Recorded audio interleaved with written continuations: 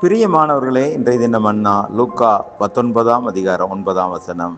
இயேசு அவனை நோக்கி, இன்றைக்கு இந்த வீட்டுக்கு ரட்சிப்பு வந்தது, இவனும் ஆபிரகாமுக்கு குமாரனாய் இருக்கிறானே.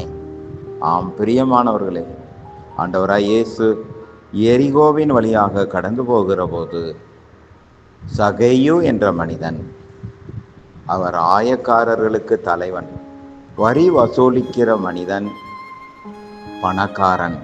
ஆனால் இந்த ஆண்டவராய் இயேசு கிறிஸ்து எப்படிப்பட்டவரோ என்று அவரை பார்க்கும்படியாக ஒரு காட்டத்தி மரத்தின் மேல் ஏறி காத்து கொண்டிருந்தார். அப்பொழுது ஆண்டவராய் இயேசு கிறிஸ்து அந்த இடத்தில் வந்து, சகைவே, நீ சீக்கிரமாய் இறங்கி வா, இன்றைக்கு நான் உன் வீட்டிலே தங்க வேண்டும் என்றார்.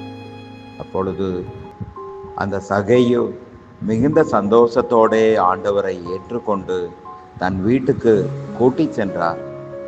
போகிற வழியிலே, ஆண்டவரே, என் ஆசையில் பாதியை ஏழைகளுக்கு கொடுக்கிறேன், நான் எவனிடத்தில் அநியாயமாவது பணத்தை வாங்கியிருந்தால் அதை 4 மடங்கு திரும்ப செலுத்துகிறேன் என்று தன்னுடைய பாவங்களை உணர்ந்து அறிக்கையிட்ட போது ஆண்டவராய் இயேசு கிறிஸ்து அந்த மனிதனை பார்த்து, இன்றைக்கு இந்த வீட்டுக்கு ரட்சிப்பு வந்தது, இவனும் ஆபிரகாமுக்கு குமாரனாய் இருக்கிறானே என்றார்.